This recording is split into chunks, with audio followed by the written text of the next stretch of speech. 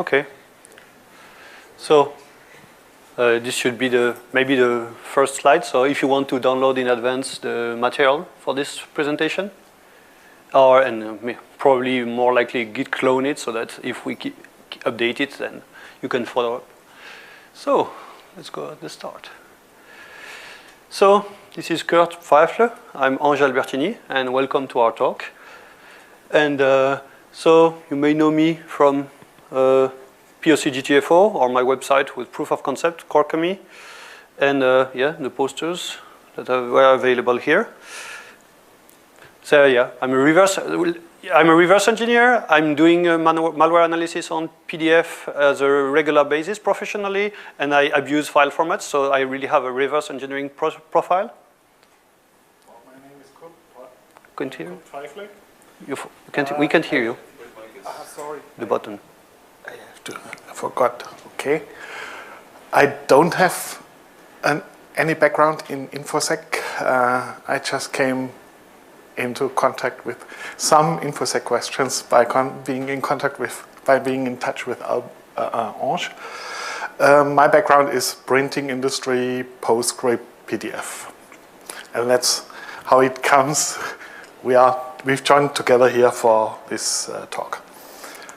So yeah, just to clarify, I was asked this morning, who's that guy? So once again, the first time he's in InfoSec. Yeah. He's not a reverse engineer, but he knows a lot about PDF, the whole forward engineering process, and his knowledge on the topic is very vast, and he's been helping me all the time. So basically, our profile are complementary, and this way, that's why I convinced him to come and do something that I would think would be optimal on the topic. So, as you know, recently PDF became a religion. So here we are, the Pope and Akuma. I'll let you guess which one is which, but no spoilers. And the goal here, typically people do PDF trainings about how to extract malware, how to just use a tool to do faster malware analysis, exploitation, and everything.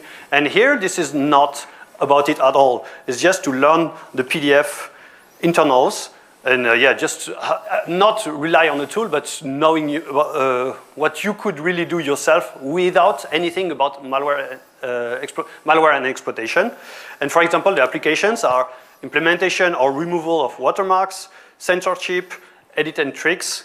And a real story here, our HR department at work created a PDF. It was exported from an Excel spreadsheet that everybody in the company had to print and fill up. And the PDF was impossible to print because either you print it in landscape and then it was too narrow, either you print it in portrait and then the column was cut. So with only a few minutes of editing directly myself, I modified the PDF so that it would have 2 pages that were nicely cut at the right position, so suddenly it became very handy to print, and it was only 1 minute of modification. And then once again, this training is not about exploitation and everything, but that could be helpful for pen testers. Then what happened about this PDF? Suddenly it became optimal and it fixed the problem from the HR department. And eventually the HR department learned about it, thanked me personally, but they just uploaded my PDF directly to the server so that it became the official PDF to be printed and open and printed by everyone in the company. So if you think at that as a good form of social engineering for perfect pen testing, then it's reality. And one fun fact is that this PDF accidentally triggered a bug, but yeah, the story stops here. So basically, if you think that social engineering by improving an existing file is the best way to have some kind of pen test social engineering, then this workshop here might be useful to you too. So a real life example that was famous a few years ago, and it was an official unclassified report about the war in Iraq, and it was censored, but it turns out it was trivial to remove the censorship. But it was about real war, real action in Iraq, so it's not just a matter of hacking and everything. And also one thing is that Kurt is familiar with professional tools that update on the fly PDFs on the printing process. Those are expensive and professional tools, so that we never heard of and we did never see them. But if those expensive software modify a PDF on the fly, then I don't see why we here shouldn't be able to do something with a scripting and a hex editor. So for those who just joined, all the materials of this presentation is available on this address, which is redirecting to a GitHub, so you can clone it, and we will very likely update it in the future anyway. So pdf101corecommit.com. And now let's start with the basics of the PDF file format. So posters that maybe you have seen too much already in the academy. So the posters are available for free to download and print yourself, or if you want to order a print on a pillow or anything, then feel free to do so. Some people actually get them printed on pillows. And let's start with a very simple example, because we're here for a real workshop. So you have the file name up here in the corner, hello_world_bin, and it's available on the GitHub, which I hope you already cloned by now. Okay, I'm going to show the source code of this PDF. But first of all, I don't know which text editors you use. Whenever you edit PDFs or even open it and maybe by accident save it again, some text editors change the end of lines, which might corrupt your PDFs. So what I do normally, I use Vim, and my Vim command is an alias. I use Vim -b to put it into binary mode. This has because some PDFs have binary sections. You can see it on the slide. Binary mode also makes sure that Vim will count the byte offsets as well, because sometimes you want to jump to a certain byte offset. So I open this hello world, and this is the source code of it. Should we explain more now? No. We will get into more details. I don't know what you see better, the slide or the real source code. When you look at it, and on our other demo files, which are in the GitHub repository, some of them are really extensively commented to explain what goes on. This one isn't. For simplicity. Sorry? For simplicity, it's me. it's sorry? The GitHub? Yeah? No, it's not with flag decode. It's not binary in that object. Okay, this one. The one in GitHub is not. Hello World bin is nowhere in the GitHub. It's in presentations. Yeah, some of the PDFs are in the presentation subfolder as well. The presentations TROOPER15. This subfolder in GitHub, it should be there. Will it render? Will GitHub render? Oh, good job. So it's there. I mean, the object is not binary, it's ASCII hello world. It's not the same? Not exactly the same, you mean? Okay. Okay, there might be some of, because we changed things, some of them will be fixed later. Okay, thanks. This is not the most important demo PDF. Okay, so once again, important stuff is that a lot of in the PDF is made of text, and then suddenly you have complete binary that is supposed to be kept as is, so just get yourself a text editor that supports both. It's trivial to edit those as text, how you see, but yet the binary should be preserved. You were wrong? There are two hello world? Okay. Okay, so once again, a PDF file is text-based and white space tolerant. So, Kurt, you do a demo on that? And with binary streams. Okay, I'll finish this slide. And it can be edited with any decent text editor. And also, it's important to preserve end of lines. And it's actually a problem with Git, because when you pull from Windows, it's hey, let me change the end of lines. And then you have all these offsets that are suddenly wrong. But be sane and use a Mac or Linux. which is why I use Windows. Yeah, if you wonder why this red binary and this, what I highlighted here, look a little bit different, that's because I put Vim into binary mode, so it shows some of the binary bytes differently. But it's still the same bytes. Okay. Okay, so some recommended environment, text editor, as we said. Some of the lightweight viewers, which are good because you can edit on the fly and see the update.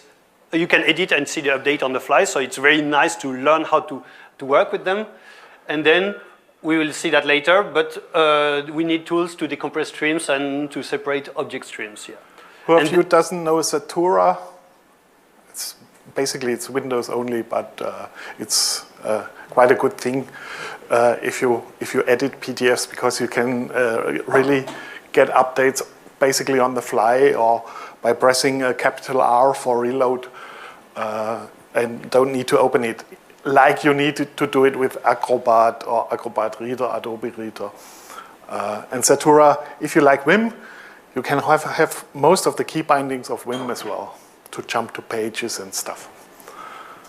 Okay. Okay. And last, when you start to play and suddenly the file doesn't load anymore, then you can try those tools to actually have some information why, maybe where you corrupt the file and how you could fix it yourself. I show the short command to check. No errors found. But that's not the guarantee that there are no errors in. Whenever it finds one, you should be sure, you are sure there is one in. Okay. Do you do this one with this example? Okay. I change one white space here.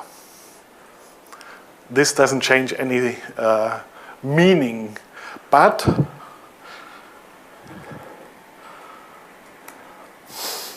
already you see file is damaged. These slight changes will not prevent most viewers to still open it and display it, or not even give a warning that something is wrong. So I could still use Satura to open this thing and it would work.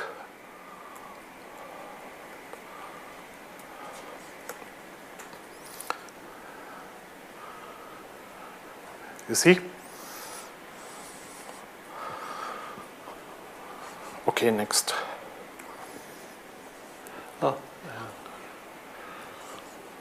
you want to? So now, an example of editing on the fly. Okay, forgot. Yeah, I wanted to show that. Oh yeah, it's not the right one. It's not the right hello world.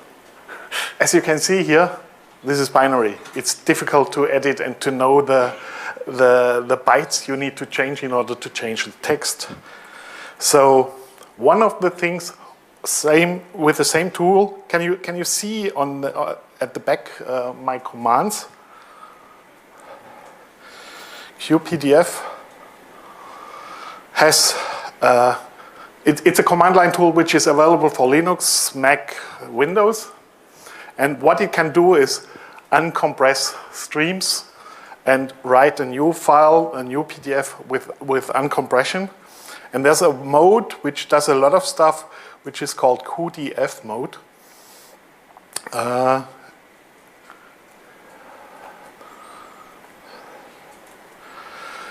So I put it into QDF mode and tell it should write a new file. I call it QPDF. It discovered already there was some problem because I edited the white space before. But let's see if it opens.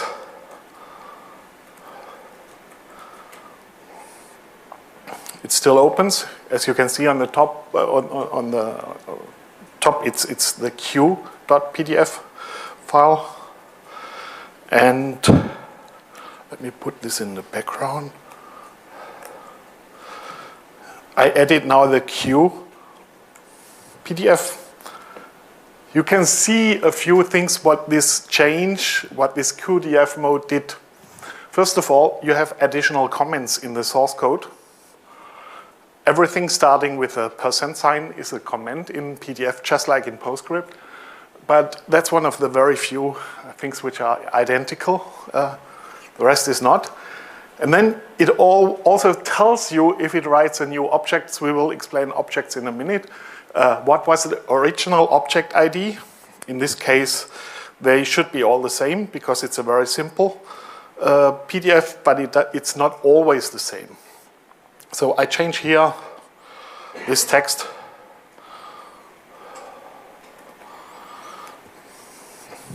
I do not yet save it.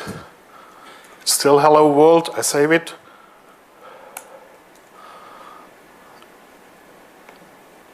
I press the capital R to reload it. And you see the text is changed. So you can do that with all your official documents at work, as long as they're not signed. So, yeah. Just to one more point about the white space thing. I remove this white space. I can even remove new line characters. I can save it again. I can reload it. You see, it doesn't matter. Even though, if I check again, qpdf --, check, it says something's wrong with it, and I can also ask this tool to show me the real xref table. You don't know what xref table is? We will explain it. Typo. Xref. Show ref. Xref.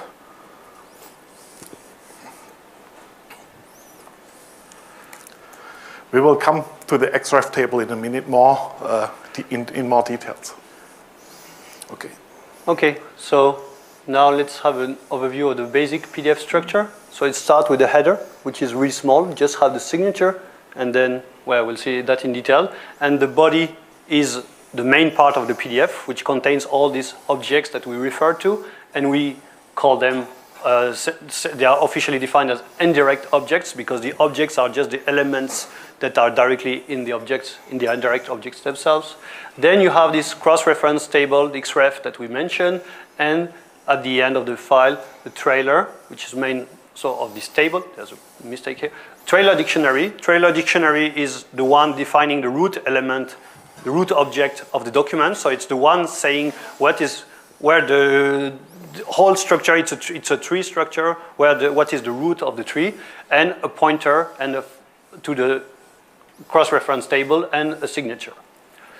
So first we have, so this is again the same file that we saw is working and has no errors.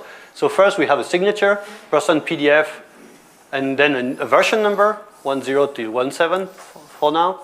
And then optional, not required, 4 characters that should tell tools that the file may not be ASCII. But in practice, it can be removed, but it should just be a comment, a percentage starting line with 4 non-ASCII characters. Odd. Well, PDF is odd.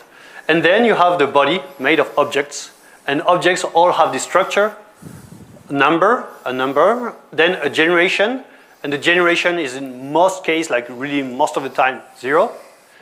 Then an object declarator, then the content of the object, which is typically under those double-angled angle brackets, and then an end object keyword.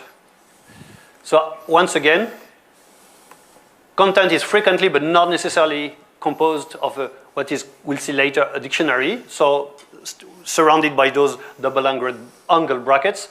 And optionally, in some cases, after the content, then there is a stream which is itself surrounded by the stream and end stream keywords. So start keyword. Then here in between, it can be really anything. It doesn't matter until there is an end stream written as is itself in the file.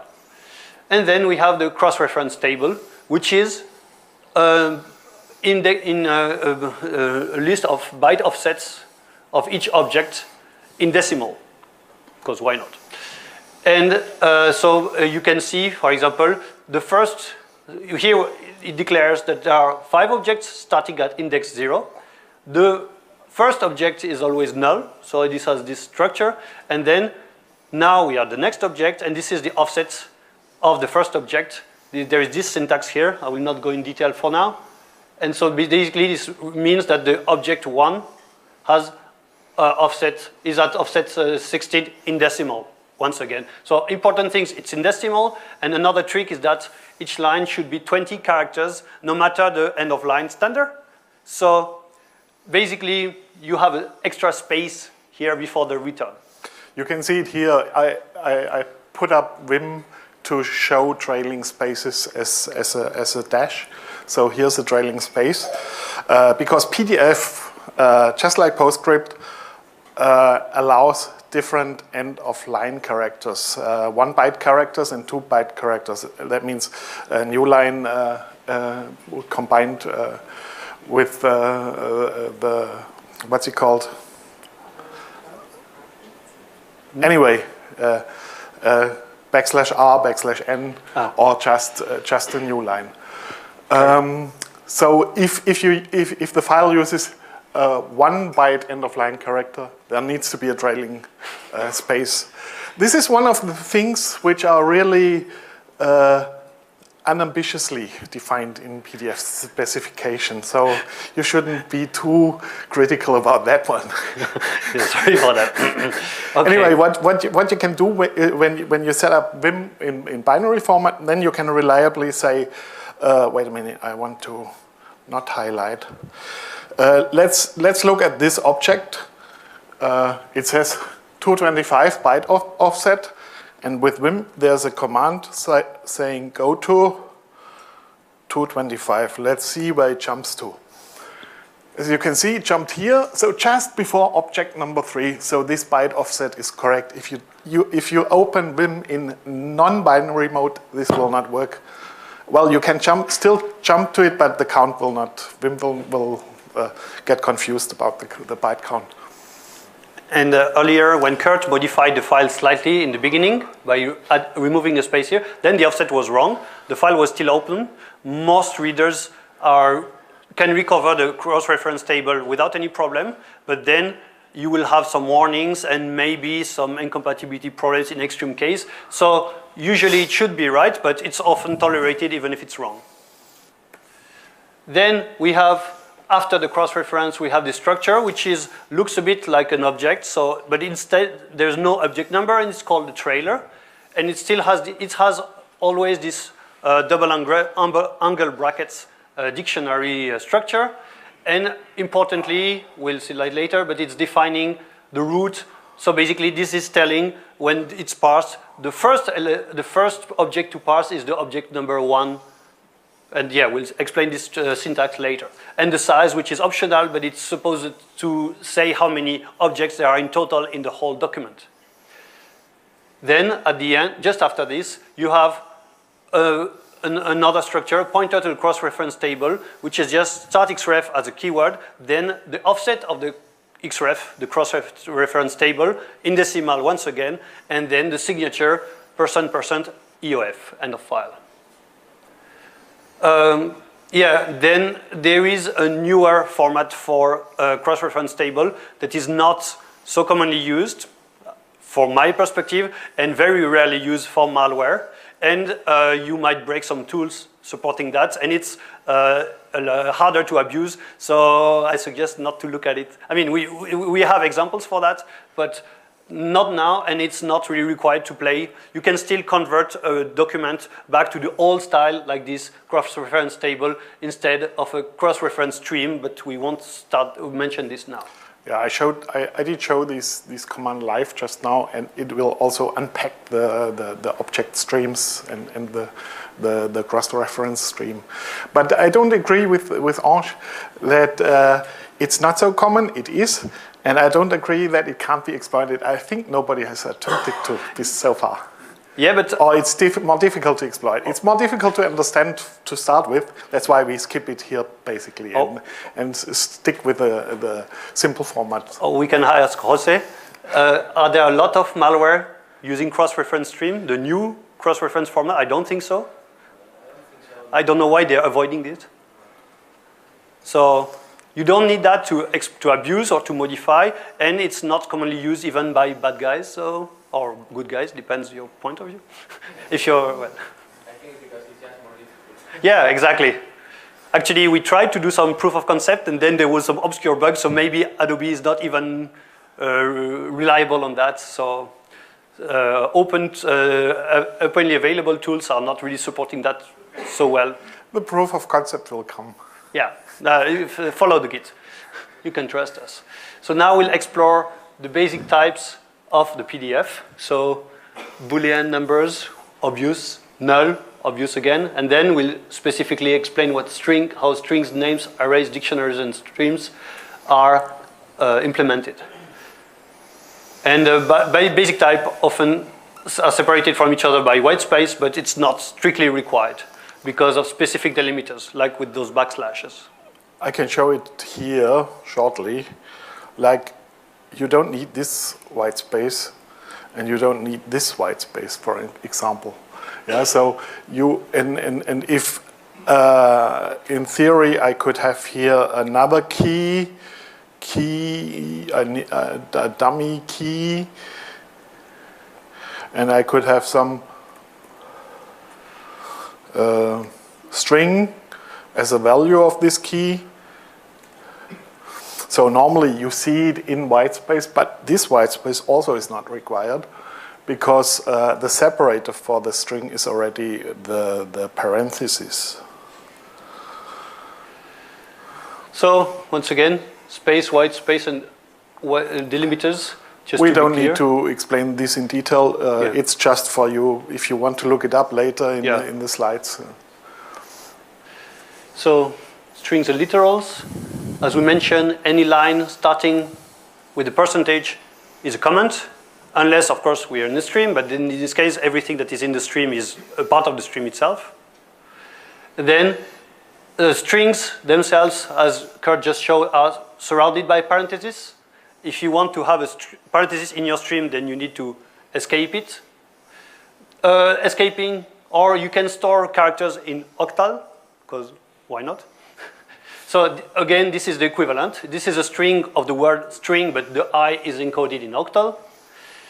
Then we have this notation for a string, again, in hex, so by angle brackets. And unusually, you don't have to group bytes together, so you can have some weird white space separating the nibbles. So this means even a new line is okay between, so 6A, 6, new line A is a valid 6A byte. And one fun fact is that if the last byte is missing, so if you have an odd-sized hex string, then it will be filled to 0, and that not all readers support that. So it's just a way to make, I mean, they didn't really follow the common sense for hex display. And yeah, PDF is quite fucked up. So this is an example, maybe nothing to show. This is just the exact same file, but instead of storing the string directly in ASCII, then it's stored in hex. And just, it's not required, but just because the stream size is now longer, then the length is adjusted, which means the offsets already changed. Also changed. The offset, for example, the cross-reference table is now further, so this, the staticref pointer, should be changed. But once again, this is not strictly required. If you want to look at it more closely yourself, on the top right, sometimes there are hints to the file names which are in the Git repository, which we might not show here now. Yeah, it's quite simple. So now, an important fact to know when you read PDF, most importantly because it kind of breaks the common sense of forward reading. One short question, is it only like one type of string allowed per line or something like that? Sorry? Is it only like one type of string that is allowed per line? Or? No, you can mix it. Okay. Oh yeah, the new lines here are meaningless. That's what you mean in the stream? Yeah.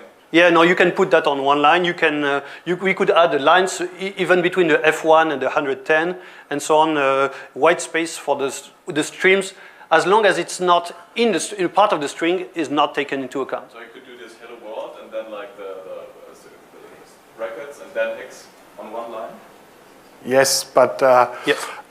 After each declaration of a text string, you need to have an operator to show the text, otherwise it will not appear.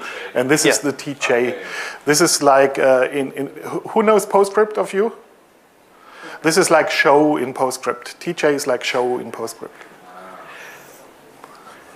Okay, so we need to explain object reference because it's a bit unusual when you start learning how to read PDFs. So basically, you always have those object reference declaration, which is two numbers, one number, another number, the generation mentioned before, that is, so an object number, the generation, and R. So it looks like three elements, three different Tokens. token, yeah, exactly.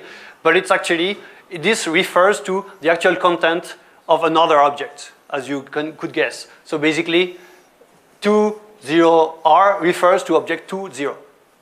And that's a problem because if you just read sequentially, then suddenly you have to, oh, is this the number? Okay, 2 is a number, 0 is a number. And if suddenly there's an R, then all these three are actually a reference.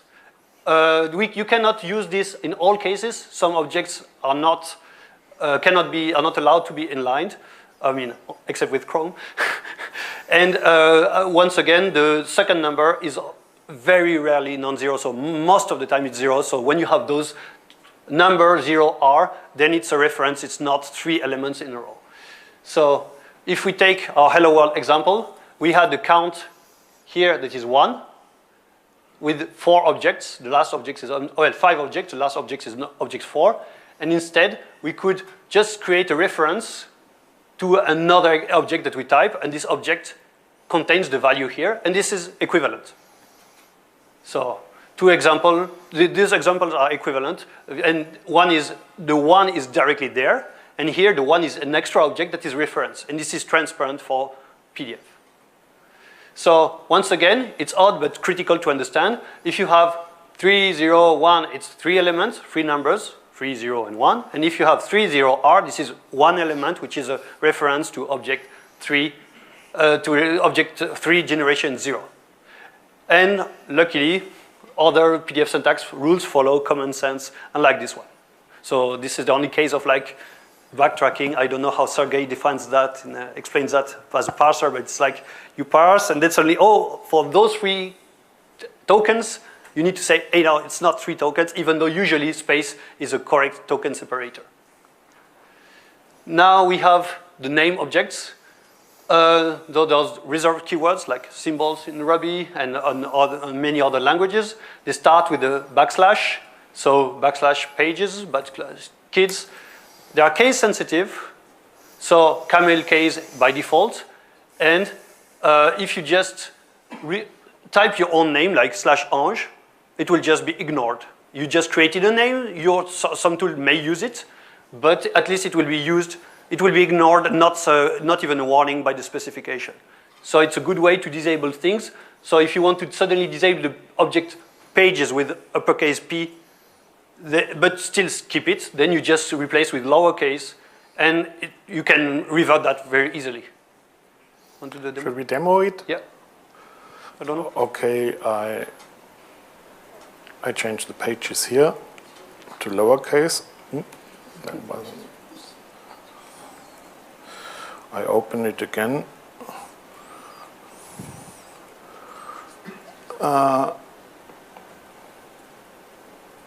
It works. It works. It shouldn't. But the type is not always required, right? Did I save it? I don't know.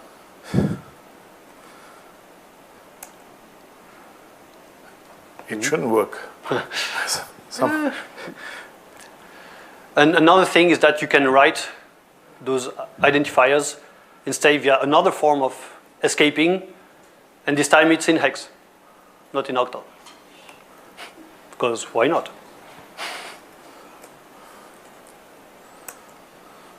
So do you know how does it work behind the scenes on the engine side? Is it like one big parser that takes all the strings from the file and manages to convert all these formats in one side? Do you know what's going on the parser side?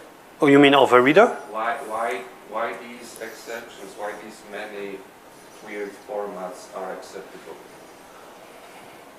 Why? I mean, yeah, I don't know. It's part of the specs. It's just. Is there a logic explanation? Yes. There must be some function which takes the strings and identifies the different formats, right, and converts them to. The viewer has to do it. It has to notice that this name pages is written like that and that it's identical.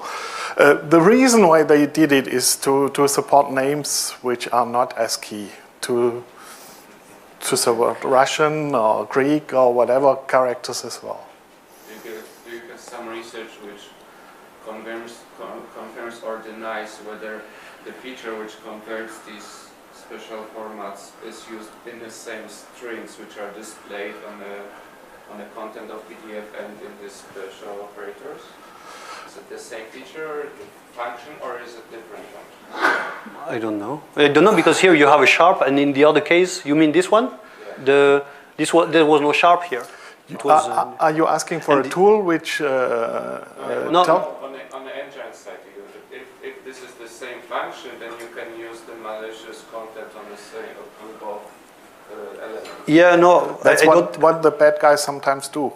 Yeah, but they abuse that, but I don't think it's the same because here it's escape with the backslash in octal. Here it's direct hex, but with the weird nibble situation. And here, because why not, a third one, then it's a hash and in hex. This is, for instance, if the PDF uses JavaScript. This is what you find sometimes, that they escape the name JavaScript, which must appear in the PDF somewhere as a key if it uses JavaScript.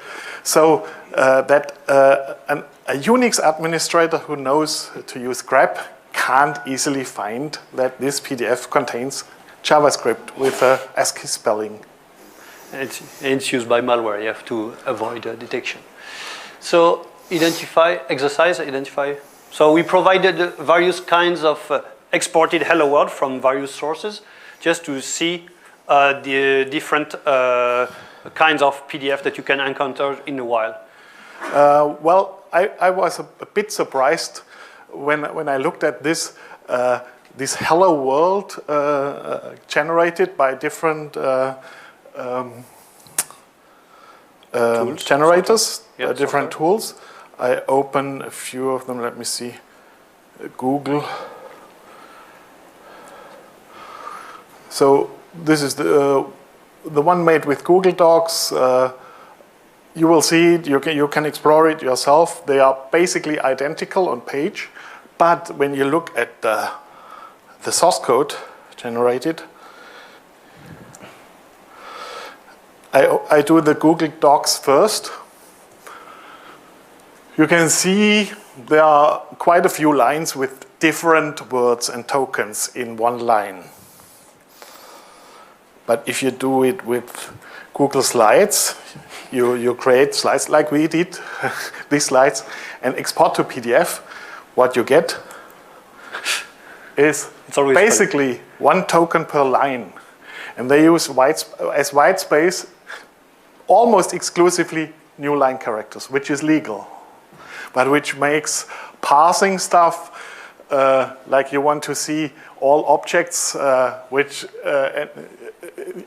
I normally use it I search for a space 0 space capital R. This doesn't work on this file. So some of the vendors who offer PDF generating software do quite a few weird things with their PDF generators.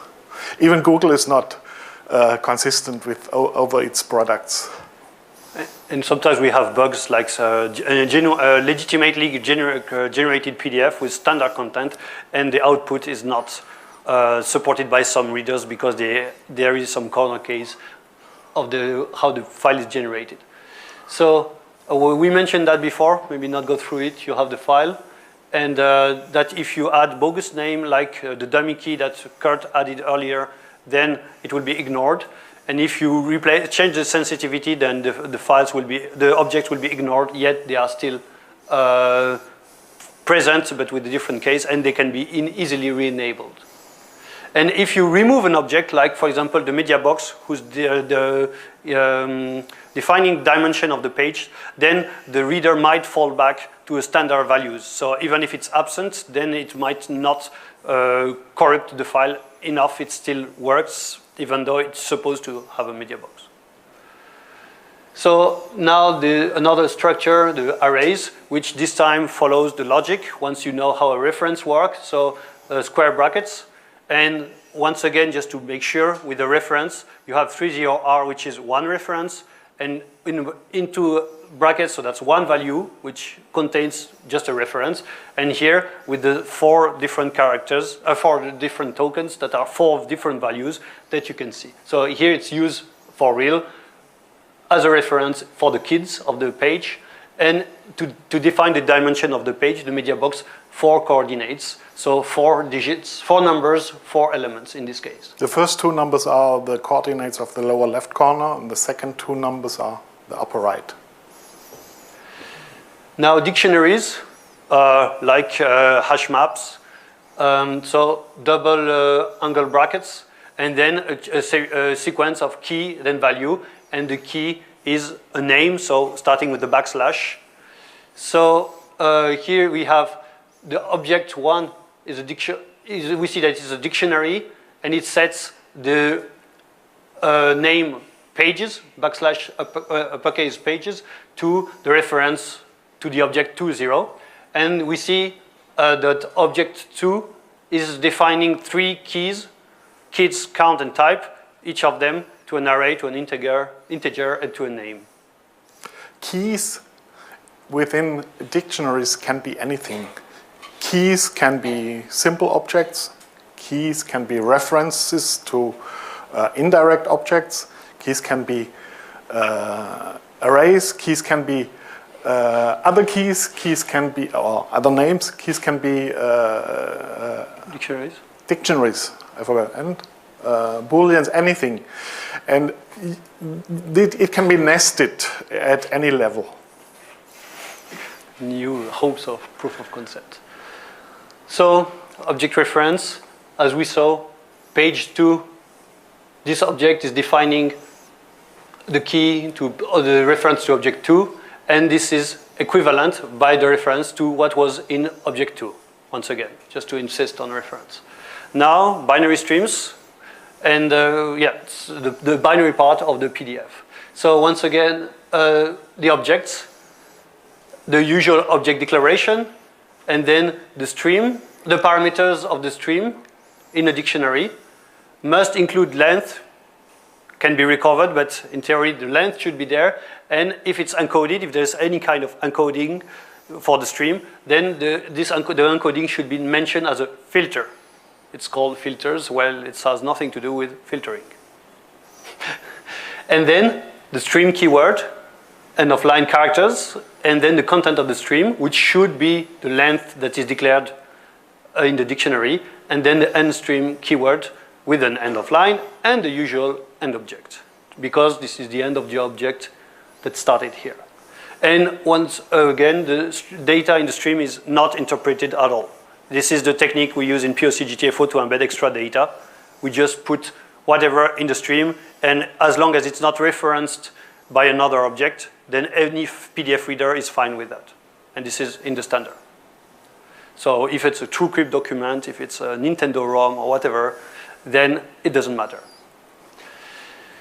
So examples from the file itself. we have the stream parameters. Flate is the deflate decompression that from zip, and then the length, and this is the stream content itself. So the binary part of the deflate encoded of the stream. What's maybe worth mentioning, the filter tells what should be used to unfilter, to decode the thing, but what's behind the filter is either a single filter or an array of various filters which are concatenated. So this has been seen in the wild as well, for malicious files to hide even more the obvious, what otherwise could be obvious content. So, once, as mentioned, binary streams can be stored with different encodings, compression schemes, and filter, and you, as Kurt just said, they can be cascaded one after each other. So each filter is applied. I forgot we had this slide. Sorry? I forgot we had this slide. Yeah, no, it's okay. And only the final, after defiltering, after decoding, only the final result counts. So even if you use a very old filter here, then it's only what the end result is important. That was presented in POC GTFO, where there was some JavaScript that was encoded like an image via JPEG. So we told the Java, it was an image a JPEG image that is actually containing, the pixels are a JavaScript code, and because this decompressed to a JavaScript, pixel images, pixel data building a JavaScript, then this is executed by Adobe 10. So basically, Adobe just says, oh, filter JPEG, decompress the data as binary is a JavaScript, and it's referenced as JavaScript, and it's executed. Because, it's exactly to prove that only the final result after all the decoding, the cascading of filters matters. So, what's in the stream? Typical content, not JavaScript and JPEG, but the fonts, the images that are embedded in the file, and color profiles, and as you saw in the very small Hello World example, the contents of the page itself. And then there is a newer format to bundle objects to improve compression, so to bundle several objects into a stream. You see them with the type object stream, but a bit like the cross-reference stream we mentioned earlier, not used in the wild, not supported everywhere, and you can still convert a PDF using this to older style of PDF. So for binary manipulation, this has no implication as long as the file is not signed, which is the only security you have with PDF, basically. So as I mentioned with the JavaScript and the PDF and the JPEG, streams don't care how they are encoded. Only the final result matters. The decoded result. Yeah, decoding, sorry. So basically, as we showed before, here we have the clear text stream as itself, and here we just say this is deflate encode compressed, and this is equivalent. We just said this is the same, because after decoding it's the same content. Or you can apply another filter on that, just to say instead of representing as pure binary, then you say represent this binary but encoded in hex. So then a cascade of filter, and this is once again equivalent. So we don't have examples? We have. How much time have we left? I don't know. Depends how you want to do it. Do you want to do like the whole 2 hours in a row? Do you want to take a break? Or? How do you feel? It's a bit slow, so it should be okay. Wurscht. Sorry? Underslept. So I think people would appreciate a short break. Okay. Would that be a good point? Or like okay. 8-minute break until 2:30? Okay.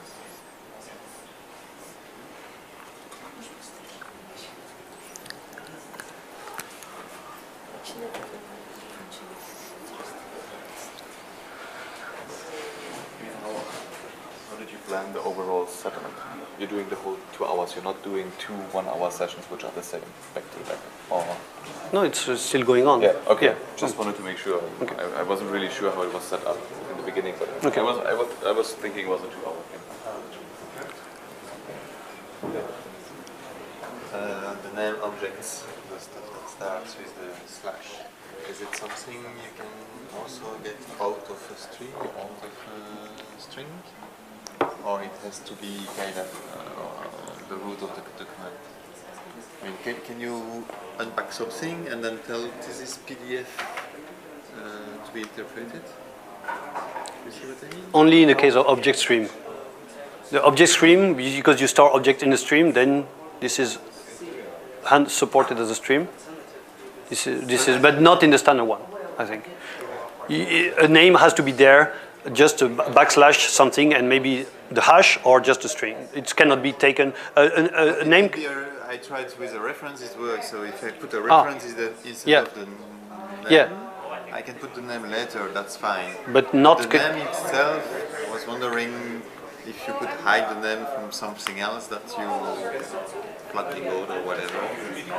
Can we Names normally appear only in dictionaries and in arrays. Yeah, but you, instead of having backslash something, you put a reference here, and then the object was backslash something, right? Yeah, but it's still you have the backslash something alone. It's not like it's from a stream or something like that. No, the backslash wait a minute. The reference, the indirect reference. You mean? This has to be the value of some key, of some name. This doesn't appear just by itself. The reference, the indirect reference, always has a name associated. But like backslash pages can be replaced by a reference, and then there is an object that contains backslash pages. No. No. But if you want to, you cannot put a reference for a name. Does this work or not? Does this work? Yeah, that's what I tried. no. But okay, maybe don't that's think because it the works. parser is tolerant. Huh? No, not out of Okay, I will redo my test properly just to make sure it does what I think. But making just a reference like that, I think it worked. But I wanted it to hide more the key than just moving it somewhere else. You can't just stand your back to, control.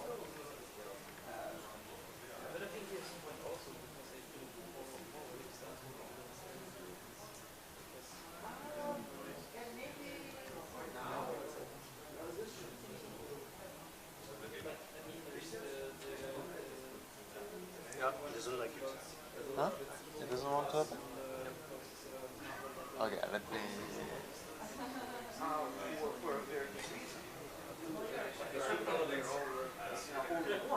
But if this is what your assistant has to interpret, yeah, that's correct. But you have to start at the bottom because you can't press the hardware. backslash pages. I changed the structure to backslash page, which is a token.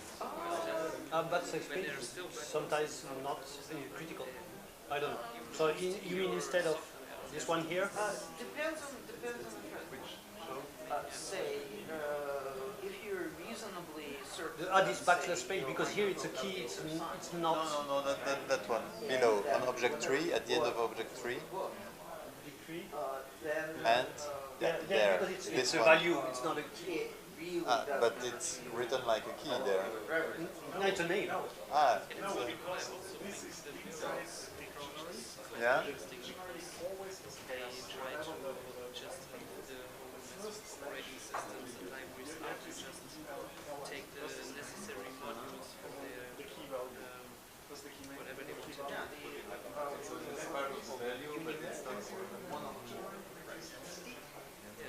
Because they just take the modules and build their operating system and just serve HTTP files on the hardware.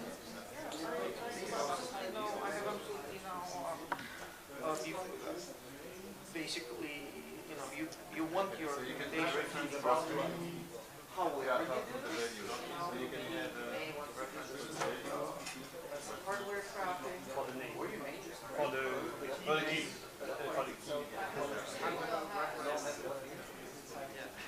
yeah, And the value here is what size because this is not a string. So it's type.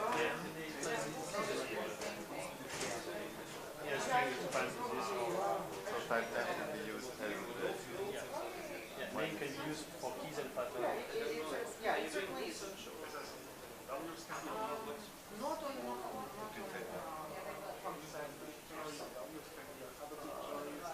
Dictionary and a display which contains other dictionaries. But so to me, the question that's more interesting is what can we do with type definitions?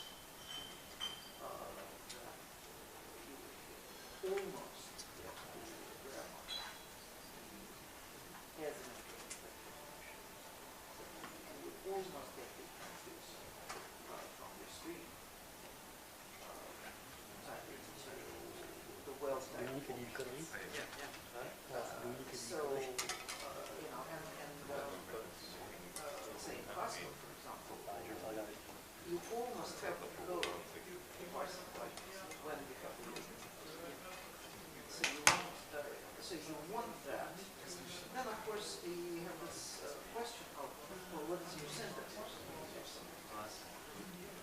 So I have not figured out how to properly answer.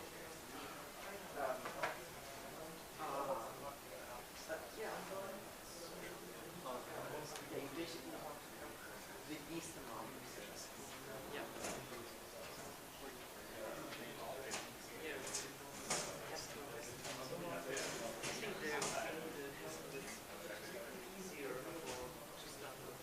I'm afraid to jump in my usual self and go speed mode. That's what I want to try to avoid.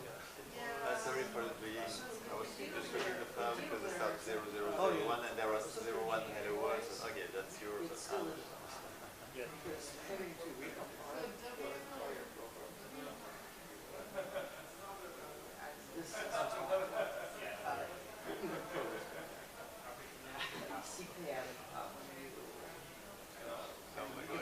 To find a hole in the PDF ID of PDA after all the tricks that I showed. Should be robust. So, so that's why it's a great. But can't find a hole in the joke process. I mean, which one? You know, software engineering wise, GSTs and also we say like That's quite interesting that this is still like still modern. they have It's so not just the Yeah, we forgot the title. when I used to do symbol authentication, I was writing Lisp. It's also a kind of corpus of malform PDFs. Working on C'est un peu comme les PNG de Dominique.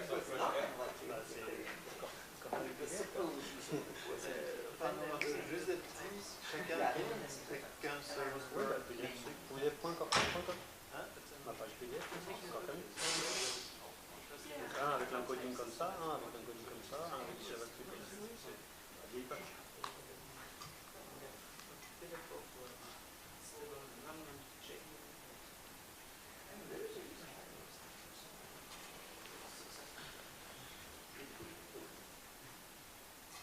So stream decoding, or you mentioned that before?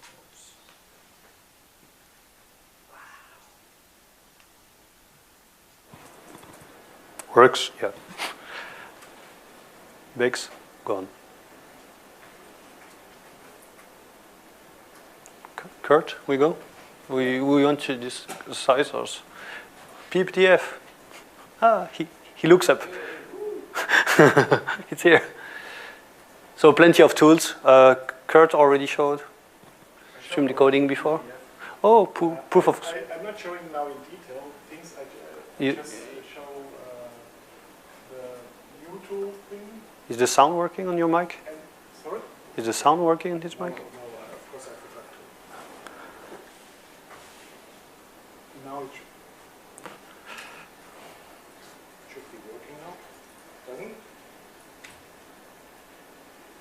Hello, hello. I shout. I'm German, I shout. Who knows MuTool?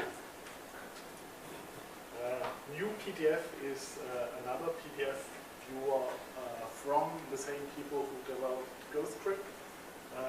And it comes with a few command line, with a command line tool called MuTool, which has a few sub-commands. And MuTool clean can uncompress streams. So you see here, decompress all streams. You just use it like it is told here. Then PPDF or PPDF. How do you say it? How do you say it? He couldn't tell. PPDF? What's the official way to say it?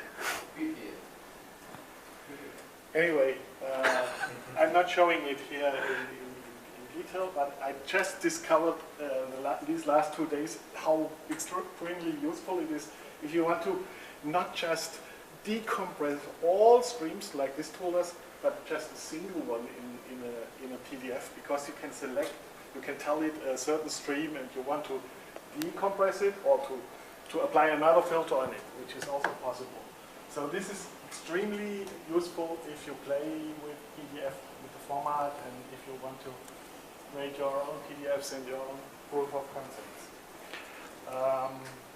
Then there's PDFTK.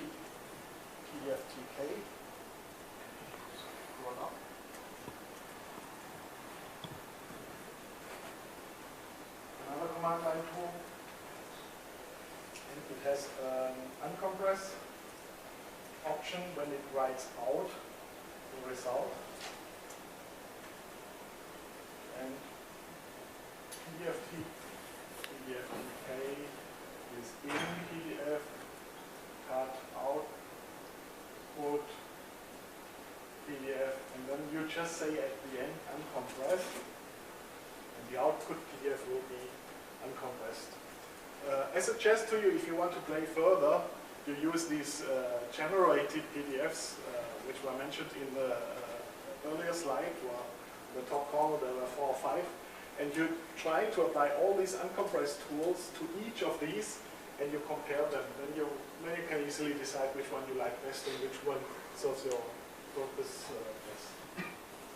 So because we have to hurry up a bit in order to get through all slides, I don't show all details now. We just go on. Yeah, I will also go a bit faster. So mentioned before, I'll just to explain a bit the main filters that you may encounter. The deflate decode is the zip deflate, the deflate compression used in zip. ASCII hex decode is very practical because then binary is written as hex. MuTool has a flag for that to actually convert the binary to hex. So then it to hex in ASCII. So this means that the file, any PDF file is not has no binary anymore. So if you want you to use that for pen testing and send a PDF through ASCII filtering, then it's a straightforward way. MuTool clean with here we have it ASCII yeah -A. Then your PDF has no binary anymore. It's pure ASCII, and it's instant. And this also enables you to edit text more easily, maybe. But once again, in standard file, binary is commonly used. ASCII 85, you know, it's sorry. I don't want to interrupt you, but did you try and see whether some PDF exploits were mitigated by different conversions, representations of the content? Not those basic ones, but definitely the ones mentioned after that are more rare, definitely, and it was used in a while. Some unusual parameters supported by standard readers, but not by security tools engines, were often used as a way to bypass decompression, and then the malicious JavaScript cannot be extracted, restored, and this was commonly used, a bit like I mentioned earlier with JPEG, which is odd, but it was always also used in many compressions. So ASCII 85 is the more dense base 64 from Adobe, rarely used, yeah, just mentioning it. DCT decode is to store JPEG files directly, not JPEG data, but actually the whole file starting from offset 0. So the JPEG is stored in original form inside, and then some specific to fax, most likely fax images, and with sometimes they have some extra parameters in the dictionary of the object containing the stream with the image, and those parameters are used to decompress correctly. And if these parameters are not supported by the security tool, then you bypass the security. And some encryption, crypt, yeah, okay, nothing specific to mention there. So let's put it all together with what we saw until now. So how the file is actually parsed. So first, the signature is checked, in theory. Not all PDF readers actually do that. Then the end of file is located. Just before that, you have a pointer to the cross-reference table. Then the cross-reference table gives the offset of each object. Then after the cross-reference table, you have the trailer which specifies the root object. So here, 1, 0. And with the cross-reference table, it knows where they are in the file. And then it will actually start parsing the content of object 1, 0, which is the root. It contains the pages. Pages have contain several pages, an array of pages, which are their kids, and kids have a parent. So the parents should refer to the kids and the kids to the parents. Nice. And each page has optional, media box, and then the contents, which is the content of the stream, and some stuff like resources, which, among other things, define fonts, images, and other things. One thing should be mentioned explicitly. It is just by accident that this PDF has root object number 1. It's not required to be the number 1. The root is declared in the trailer, and it can be any number. Yeah. And it doesn't need to appear at the top of the file. Yeah. The physical order in the file doesn't have to be, the offset can be anything. They don't have to be sorted by offset. You can skip objects. And the object numbering is nothing important, even though most generated files, it's 1.0, but it's not enforced. So it could be whatever. And fun fact, I'm still not sure it's facts, but these are underflow under Chrome. So it's one of my proof of concept on Core.Kami, and you have a minus 2 million blah, blah, blah, which is equivalent to 0. And you can loop like this. So it's the only case where the reference is not the actual object number. It is in Chrome's head because of the underflow. But yeah, so this is an exception too. But this also proves that it can be like anything, as long as there is an object present. And then we have, as we mentioned before, contents of the page. And the content of the page is a stream object. And then we have what defines the actual content of the page. And here, a begin text. Select a font with its name, which was declared in the resource before. So here we have Arial with the size that is here encoded 110, the coordinates to move the cursor, and then display the string at the location of the cursor. And then end of text. Once again, correctly formed, but this is how you make a hello world in PDF. Okay, there's one more type of PDFs which are not very common in the world, but sometimes you find them, where you don't have the trailer at the end and as the only trailer at the end, and it's not the object stream and XREF stream version, but it's called linearized PDFs, or some tools call it web optimized. Then this parsing happens differently, but we skip that. Because as you can see from Ange's explanation, a reader has to read in the complete file before it can render the first page. So if you deliver a PDF over the web and it has 1,000 pages, it doesn't display the first page normally unless it has downloaded all the files and located the XREF table. So the linearized PDFs have a little bit of different internal structure which allows to render the first page already, even if the complete file is not completely downloaded. And it also allows to skip to jump to another page. Just a warning, not every PDF file you will be looking at will have this structure which we explained now.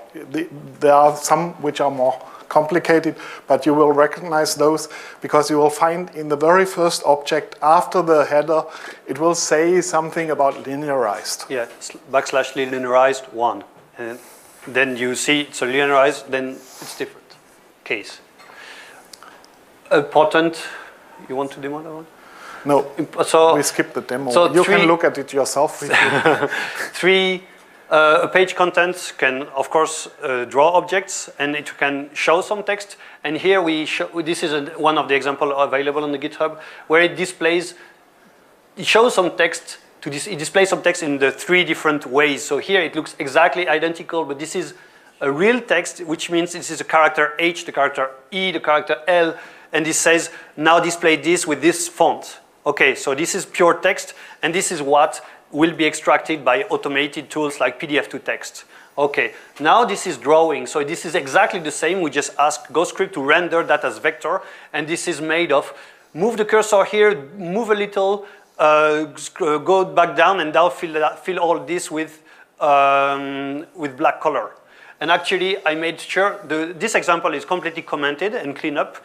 For example, the 2 L's, one is a rectangle, so with 2 coordinates, and one is a path that is filled. It's different ways of drawing. And if you just edit the coordinates, then you'll see the points moving. And then this is the same, that is rendered as an image, and the image is included in the file to be displayed. Now it's just an extra object declared in the resource of the page, and just in the stream says, now display this image here. So it looks strictly identical, but it's 3 different objects. One is text that you can select. Here I selected all. And here it's drawings like paint. And this is an image, which could be the logo of Troopers or anything. Like it's a raw image and it doesn't know what. So you can see that one is you can extract automatically, and the others, you can still edit that one. And for that one, you can extract the image, modify it externally, and re-put the image inside of the file. It's just 3 different ways to edit the file. But as you can see, in all cases, you can abuse the content of the file. So the example is available, clean and commented on the GitHub. And in practice, that was a strict minimum, handwritten, clean files. And as the Kurt provided some files that were, on the other hand, extracted from Google Doc and everything, then you will have something much bigger. Generated Hello World can typically weigh 10 kilobytes, while ours are like a few 100 bytes and no extra. Okay, you have to go on because I forgot to plug in the power in. It boots now again. Okay. And of course, there are much more information than those simple elements. So like fonts encoding, metadata, and a lot of things. Because remember, it's not just for malware and exploitation, but it's also for printing, the printing industry.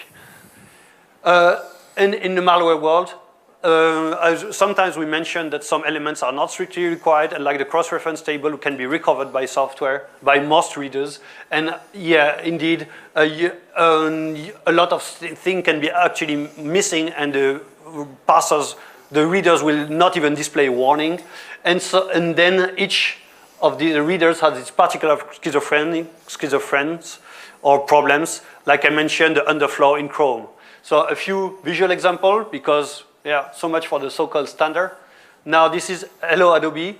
So the signature is not even complete. There are no return at all. You have empty resources, so no form declaration, yet there is text that is displayed. There is no xref, there's no static xref. What else do we have? Some white space has been modified. It doesn't have the type pages declaration, no size in the trailer, and this works. No error while opening. Now, the next level of craziness, I don't know how to say that. Chrome, what the fuck? So now we have a stream directly inside the object as a dictionary in the contents of the kids declared inside, and then it's end stream, but it's still in the dictionary for some reason. Then we start a stream, but let's cut it immediately with the object, so there's no end stream. And this, although it's nice, it's declaring 3 objects. So remember what I say with the white space separating 3 elements. Now you have an empty array, which is a way to declare a null, then a number, and a backslash starting an empty name, which is a 3rd element. So here it's an array of 3 elements, null, 1, and empty name. And you can even here, instead of a standard white space, a curly bracket, which is not closed, because why not? And this works, no error. And here, fun fact is that you require those extra characters, even though they're in the command. Otherwise, it will fail to load the PDF. Why? I don't know. I can show you. I have an alias Cropen, means open with Chrome. But my default viewer in Chrome is PDF.js, so I have to change that because it will not open in PDF.js. Yeah, it's really specific to Chrome. As you can see, it causes an error, but let me show you how to open it in Chrome's native viewer. Do the same thing again.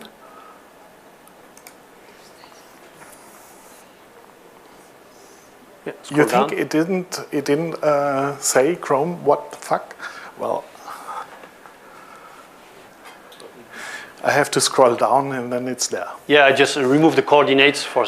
So here it's funny because the signature is never full. You have a dash, then a null character, and here no dash, but a new line is okay. So none of this is following the standard, but no errors or warnings in both cases. Is there some kind of validator like comparable to the HTML validator that will tell you what's wrong? Well, in this case, I'm pretty sure they will even fail to say this is a PDF. I mean, yes, you can have, as we mentioned, you can have qpdf-check. An official one, you mean? No official PDF. There's one in the works by the PDF Association because it's a long-standing demand of different people and members. But they expect it to take 3 years to complete it. They got some money from the EU to do it. Ah, no, we saved. It's in a good way. Okay, so reminders, syntax. Okay, yeah, I think we mentioned that enough. Once again, the corner case of the hex string with the odd length, because why not? You will find the hello loop in the GitHub repository. The loop is just because it's a P at the end, and the 70.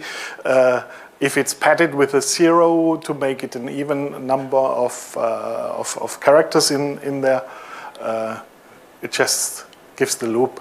And then try it in different viewers, and you will see some say hello Lou and some say hello loop. So yeah, dictionaries. I think we covered that enough. Oh, sorry. This should be pointed out. This is in the PDF specification. Required that viewers should pad this with a 0. So every viewer should show a P, but not everyone does. Yeah, I mean, the problem is that on the other hand, it's not common sense, and yeah. So yeah, we covered that enough, I think. Arrays, also elements, and once again, binary stream, which I like to abuse. I mean, not abuse; it's part of the specs, but you can put anything extra in the binary array. And as soon as POC-GTF4 in PDF LaTeX, for example, you can easily say, include this in a stream, it's a zip, and the zip will be stored in original state without any worries. And the PDF will be standard. I mean, according to the specs, even though the object is not used itself. Yeah, backward syntax, once again, and the content, okay. So walk through a bit better clean-up version with some highlightings if you want to have another view, but now I think we covered that. Once again, it's a clean file. Just how we mentioned how images are embedded.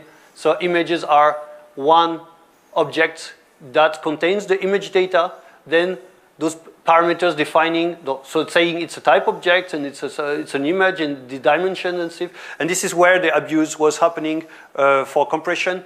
Some of those parameters were rarely used, supported by readers, but not in all the cases. And then this is where the problem was the bypass of security was happening. And then in the resource of the page, this is declaring a name of an image with the actual object, with a reference to the image object, binary stream. And then this is used in the content of the stream to be like this, with this keyword, with the do, and with some dimensions and stuff. This is how you see it typically. Yeah, I'll just. There's one example in the GitHub repository. You will discover it when you look at all the things.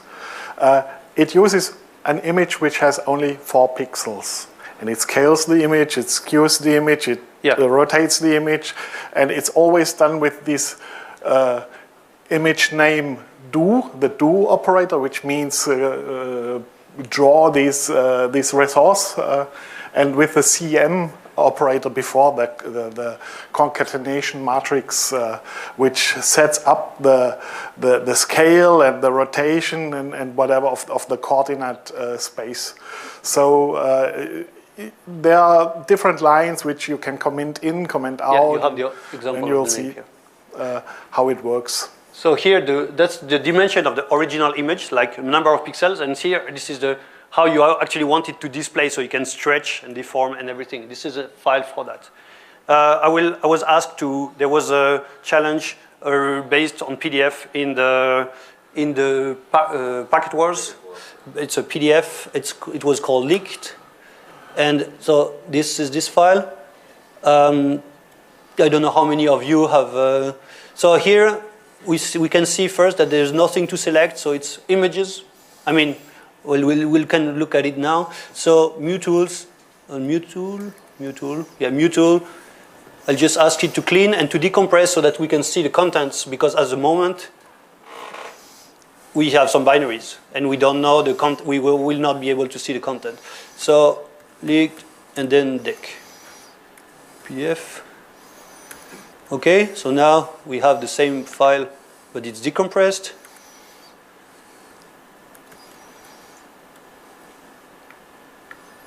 And now we have the structures with image. So we saw, if we look for kids, we see that we have 2 objects. We have 2 pages, the count. I think if you had the wrong count at some point, you were crashing Adobe. Because it couldn't determine the length of the array that is just underneath. But that doesn't make sense. Oh, we have something immediately here. Sadly, it's a bit too fast. But once you decompress, so in this challenge, you're supposed to find a URL and the credentials. And here, we don't even have to look. This is a URL, so it's just declaring a shortcut. Okay, so we just can either locate randomly or we can just guess. And if we move the cursor to the right position, then... So basically, this here is declaring a shortcut hyperlink, and it was specifically on this image. So suddenly, when you move the cursor on the right position, but here, just after decompressing, you see it instantly. Now, I will do it the nice way because we just explored image declaration. And if we go to contents, so we'll see 2 files. And we have contents. Here we see that there are a lot of declared image. And remember, we have 2 pages.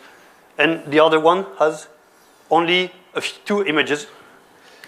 And if we just go to this image and we say, we name the name of the image. So here the name doesn't matter, but if we just corrupt it, nothing happened. Why? I don't know. And if we corrupt the other one, then we have this. Because we just changed the name of an image, then the image is not found anymore. And so even if the content was saying there is an image, and we just removed the display of an image, and behind it there was another image, which is this one. And if you kill this one, then nothing is there. So it's just the credentials were hidden behind the logo, and the file. So we have the names here image 5 and image 7. And if we look for image 5, so that's the declaration in the resource. And here we have the rendering. So here, once again, this is another way to disable them.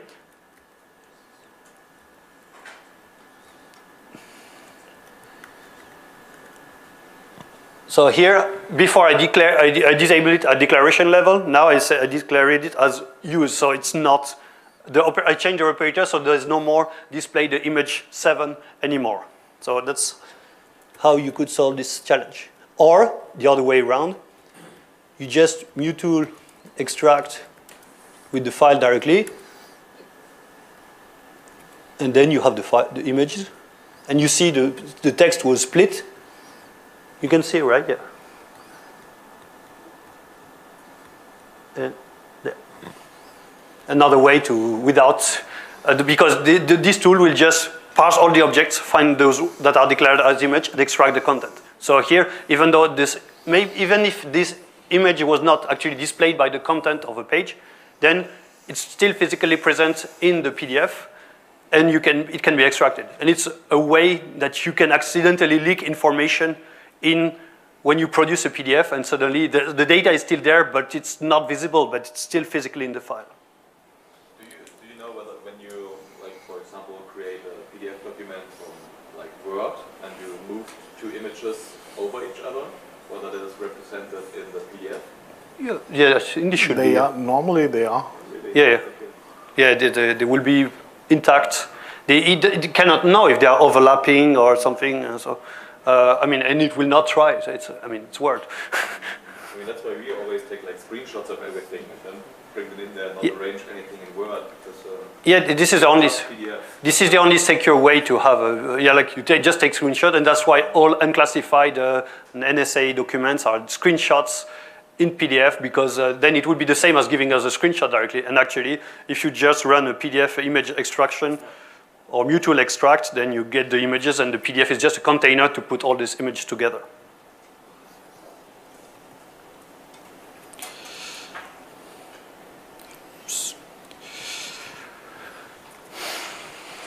So, like I showed, in most of the case, images are independent objects.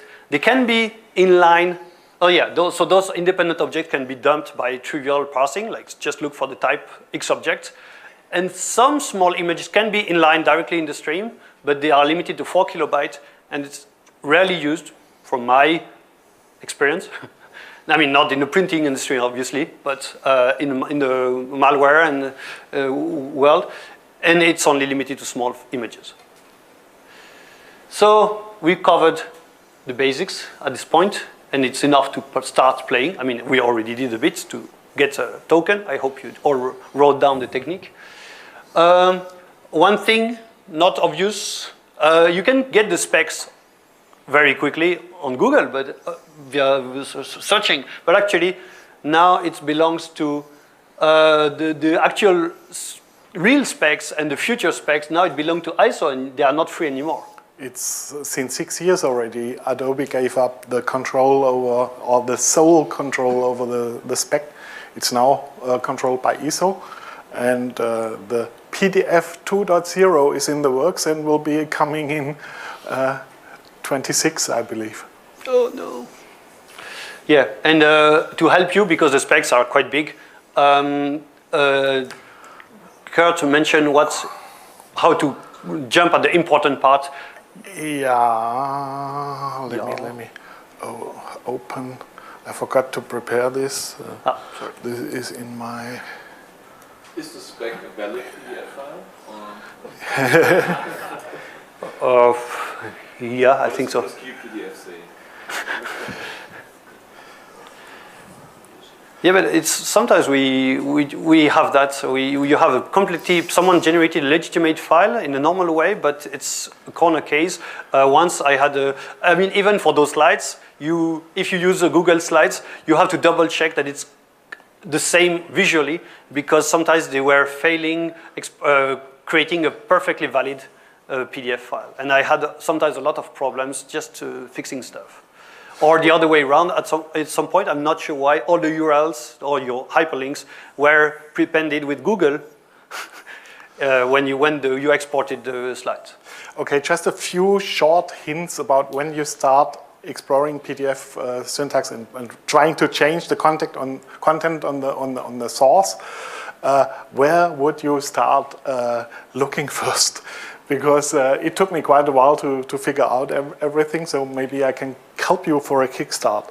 First of all, if you have a little bit of PostScript pre-knowledge, you would look at Annex A.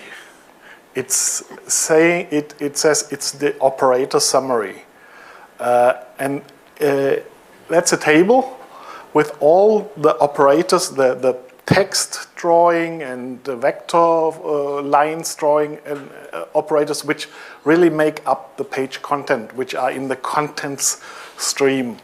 And there's one column telling you the equivalence or the close equivalence to the PostScript operators and what their names are in PDF.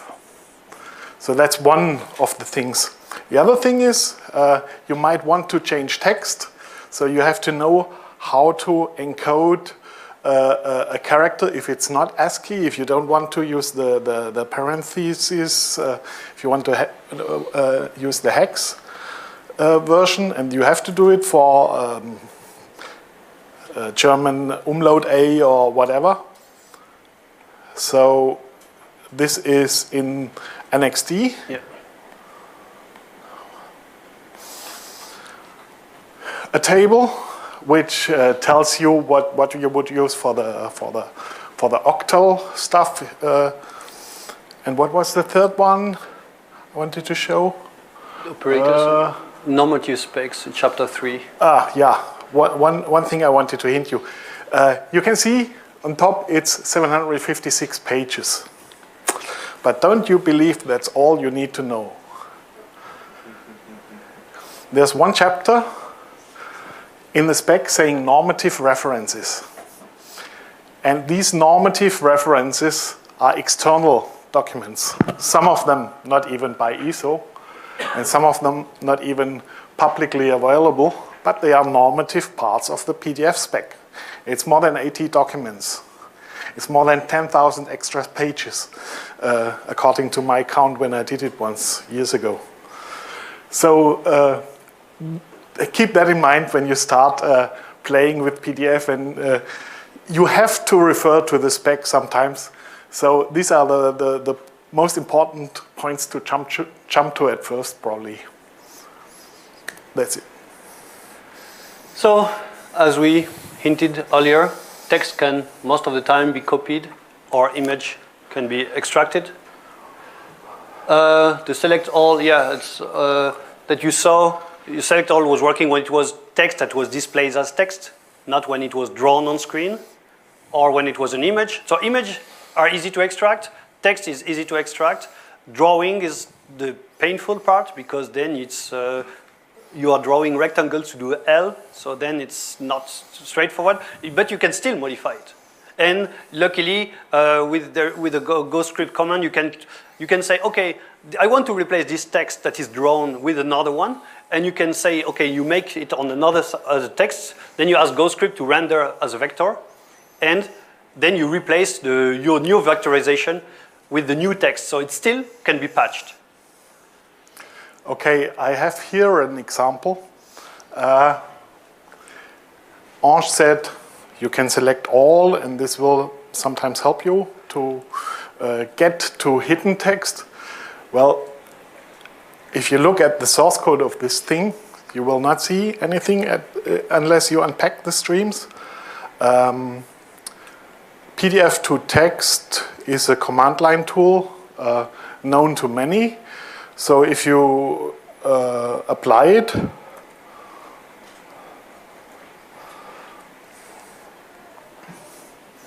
it gives you this text. 2 lines, same as was rendered on the page. I open it now in the editor again.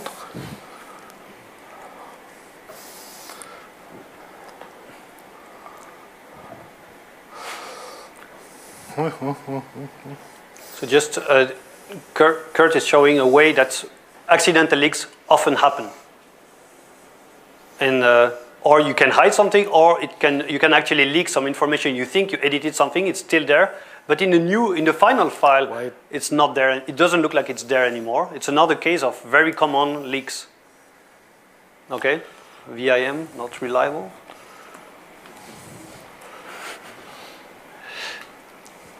I don't know why Vim Okay. at the moment doesn't start. Maybe because of my crash, because I lost power. So as you can imagine with incremental update, when you update your file, then instead of deleting the previously deleted object, you add something new to the file. So the previously deleted objects are still actually present in the file. So common case, which happens sometimes in the wild. It's good now? No. So a common case, you have your private version of the slides, then you remove some content for the public release, and you save. And actually the software did an incremental update, and it just modified the trailer and some things, but actually all the objects of the previous content is still there, intact. And this can be recovered easily, and this is a very dangerous, big risk of accidental leak. Okay, this is one of the examples of well-commented PDF source code. More comments than the PDF. But what I do now is I jump to this spot in the document. I delete everything from this line to the end. So Kurt recovers the previous version of the document. I write it. Okay. This is the document. Fingers crossed. Wait a minute. I have different. I open it now here. Did you see? Yeah. And do you see there's really a lot of text? And do you also see if I do the same PDF to text again to this file as it is now? There's also a really lot of text. I deleted the last few lines of the PDF, and suddenly there's a lot of text in it. Well, that's an official feature of the PDF format, I think already since 1.3 or something. It's called Incremental Updates. It is still used, but a lot of people don't know it. It also happens that people incrementally update their changes to the file and release it. Because when they use Adobe Acrobat, if you just say change something with whatever tools is in there and say save, save, save, it saves an incremental update. By default. Which means I restore now the original version and save it again. But it's the same in Word too. Sorry? It's the same in Microsoft Word. So Yeah, you can undo the updates, but to make save as, and then you have a clean copy. and it's the same with Acrobat. You have to do save as in order to get really only the latest version and delete all the rest. With one exception, if you delete a page with Acrobat and say save, then it's still you can't restore it. Because too many people complained, I delete pages and the file gets bigger. So they silently, one or two releases back, they changed that behavior. Before it was also when you deleted pages. But you can play with that. Is it possible to remove that with a command line tool? Yeah.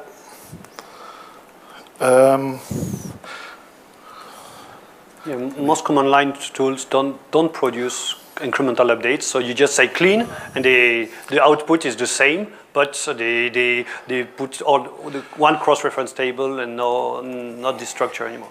It's not very reliable. PDF Resurrect, because it hasn't been updated. It's called PDF Resurrect. And it tells you how many versions are in there. And if you call them the little help thing, it tells you what you have to use in order to write all the previous versions under different names to disk. But it doesn't work very reliable with very modern versions of PDFs which have been created with modern Acrobat versions. The other thing is do it by hand. If you go back EOF by EOF from the back, you get all the previous versions. And if you want to really quickly have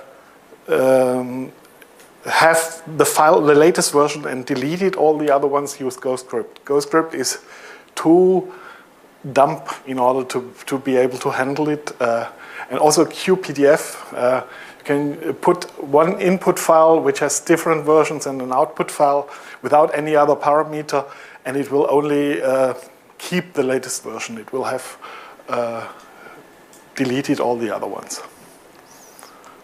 Okay. Yeah, okay.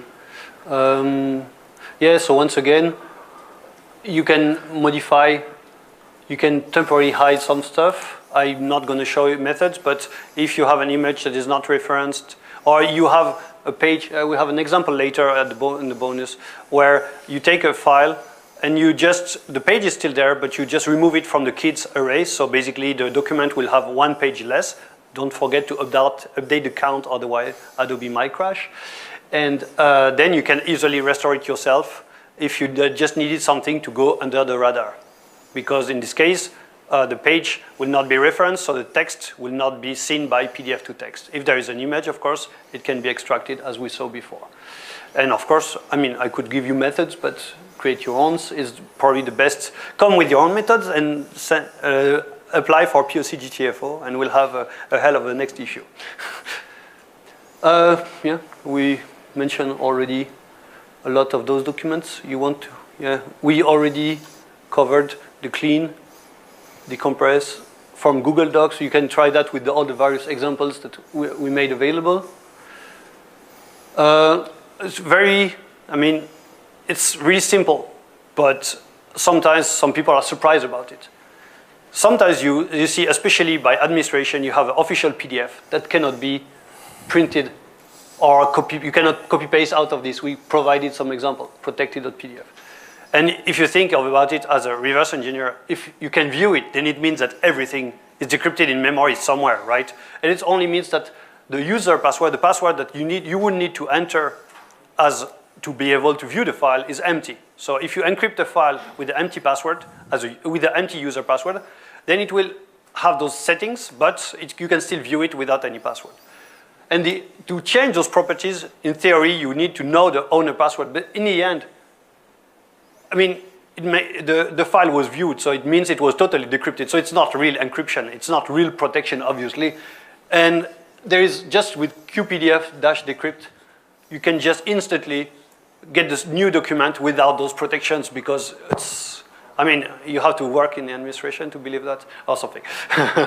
I mean, for reverse engineers, it doesn't make sense, right? It's decrypted, yet suddenly there's just a 1 bit in memory to flip somewhere to say prevent copy paste. Actually, some readers don't support that, so you can copy paste directly, even though there's the security. But in the end, just a command line of QPDF, and the file is free to be copy pasted. The PDF info command line tool tells you if it's encrypted. Yeah. And it also tells you what kind of restrictions are set up for the thing. But it didn't ask me for a password, as you can see. Yeah, that's what they call encryption, yeah. So, reminder, when you once again, when you look for content to modify, to restore, to preserve, how to look, the walkthrough to go through to find the content of the object. Once again, the QDF mode of QPDF is very good because it will change the order of the objects, and it will comment and tells you this is the content of the page number 20. So if you have a big PDF file and you just quickly want to, I mean, you want some shortcuts, then QPDF is very good for that. It will reorder the structure of the objects in a very nice way, easy to read, easy to modify, with commands saying this is the contents of page number blah blah. Very useful, because sometimes it's actually difficult to find in a big PDF where is the content of some page, because you don't know if the content was actually vectorial or text or something. Another thing that you might to avoid leaks or to know if you are about to leak some file, if you use PDFTK with cat to extract pages, they don't extract, they don't erase pages. So basically, this is the opposite of incremental update. Basically, the whole page is lost. It's not just an extraction of the actual page that you selected. It's not hiding, it's actually extraction. But the images, any object images, because it doesn't actually pass the streams to see if the image were actually referenced, all the images might still be present. So the content of the page is absent, but the image might be still present. So once again, if you're not sure, just try to extract all the images objects to make sure you don't have a leak there. And yeah, an example, I'll provide some examples again. As we saw, can you show us the title with the censorship? I mean, removing the, as we mentioned, the paint elements, just removing those stupid, because now you understand by now that it's still possible to edit them. You don't have the background. Yeah. Okay, and anyway, that was the initial one first of the title. And the censorship, the green rectangle is just a paint operator, and just by editing the stream, you remove the element and censorship is gone. So once again, it's pretty well commented. So you can, as you say, modify you show modify text. Yeah, will it load? Because I'm using symlinks and I'm using the wrong one. I open again.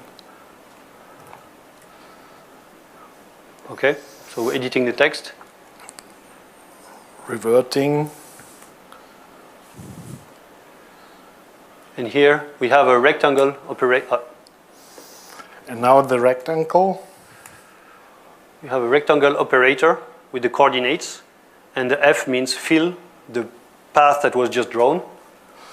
This is one trick which you can very often apply when you see something just redacted by drawing a black rectangle over it. Here it's not black. This is the operator to draw a rectangle. You can disarm it by just changing case, because there's no operator called capital RE. And now it's gone. And we can, of course, easily restore it. It's there again. Okay. Another example, stroke. It can be rectangle, it can be stroke path. So you can do some regex, but sometimes it really works. So you remove the S, and then you remove the small path. So here it's a bit more detailed. You have a rectangle, a small line, a text on top of that. So let's first remove the path, so the S, then the filling of the actual rectangle, and then the text operator, and now it's gone. And then the thing is, if you we just disable the operator, but if you remove that, no one can really say, hey, there was some text in the original version. It really looks like real. So PDF, once again, no security if there's no signing.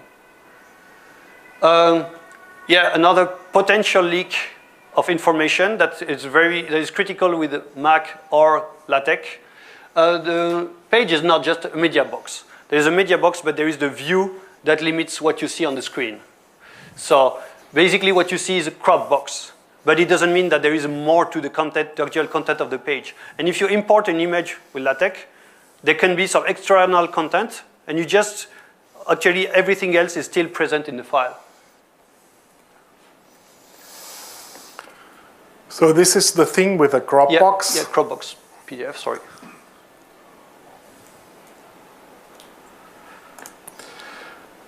And if I remove, or if I disarm this key crop box by using just a lowercase c, we remove the save it. Limited view. Little. Wait a minute, have I again the wrong one? Yeah. So what happened? The crop box is not there anymore. The crop box has the dimensions of a standard letter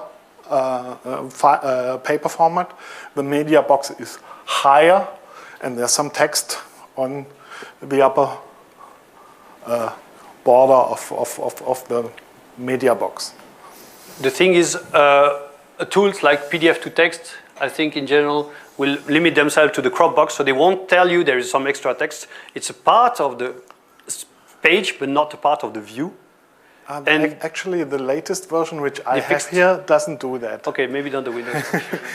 Okay, but it's potential risk, and it really happens in a while, like with PDF, with LaTeX inclusion of external document. They want to include an image that was already in a PDF, but in the end, they include the whole page with maybe more information. It can be a problem.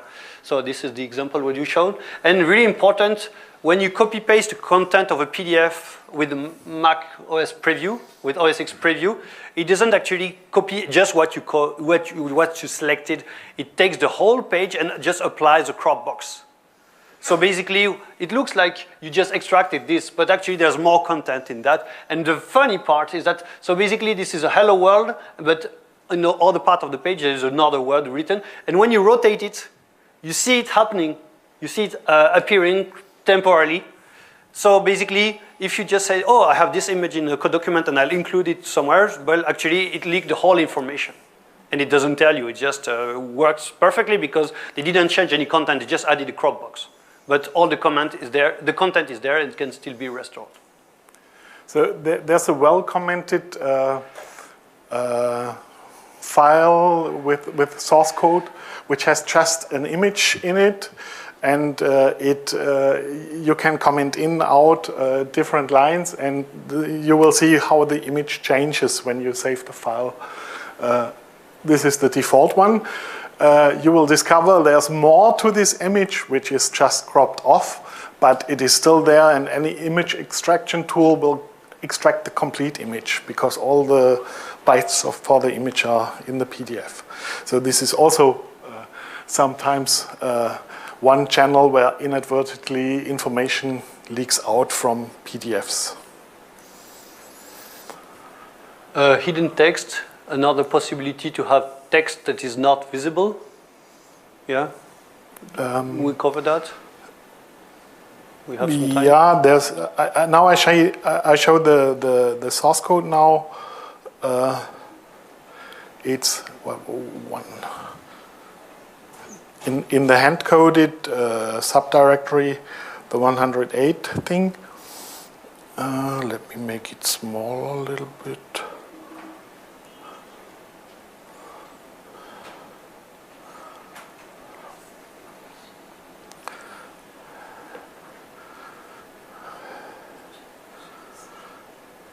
If you read the comments, it cannot be read well here.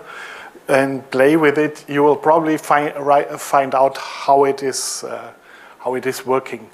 But what you have to look at is for this operator, capital T, small r, lowercase r. So if you look at this thing, this line is not commented, or I highlight it. Although it's blue, but there's no comment sign at the beginning. So, oh, wait a minute. When I open the file,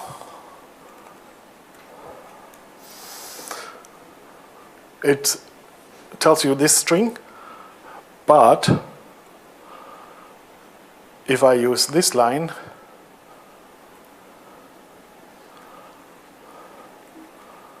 write the file, string is gone. There's only the frame there, because I changed it to the so-called text rendering mode 3. This line is now active.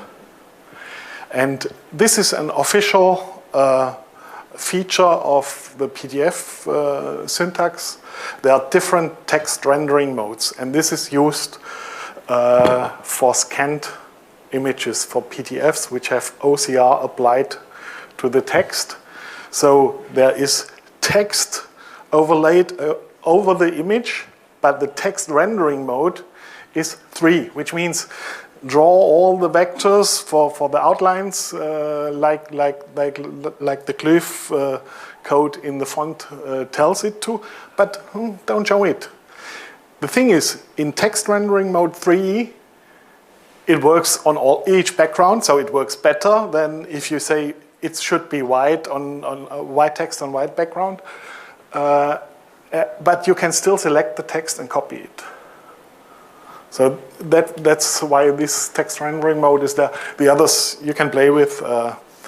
Some just show the outline of the glyphs without filling them. Whatever, you can change the color and other things. Okay, so I mentioned that before, that by altering the kids to disable a page or to change the contents, you can hide some stuff, but we mentioned already the incremental updates. So once again, here, because of the save as, it can happen in the wild. And actually I provide another small tiny example where there are two texts, and where there's one text that you want to hide on purpose, and then you just create another object with new contents, and then a new xref that will only define this new object, a new trailer that will reference to the previous one. So usually this /prev is /prev. Sorry for that. I said backslash the whole way. I'm a Windows guy. /prev is a very important indicator of either linearized or incremental updates. So this, I mean, grep for this in any PDF that you're gonna release, maybe. Or I did the opposite. I took all the PDFs on my hard disk and I tried to look which one, I mean, commercially, publicly available, had actually incremental updates. And then I found a few funny cases, but no big leaks, sadly, or not known that I can mention here.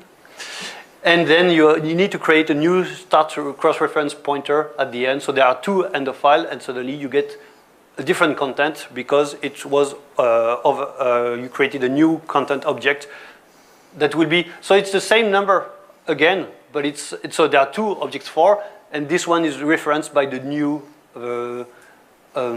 cross-reference table, which only specifies this new object. Yeah, so you can use that to hide stuff. So here instead you create a new kid array in a new object instead of the content of the page. And of course this happens. So that was the example I found. So it's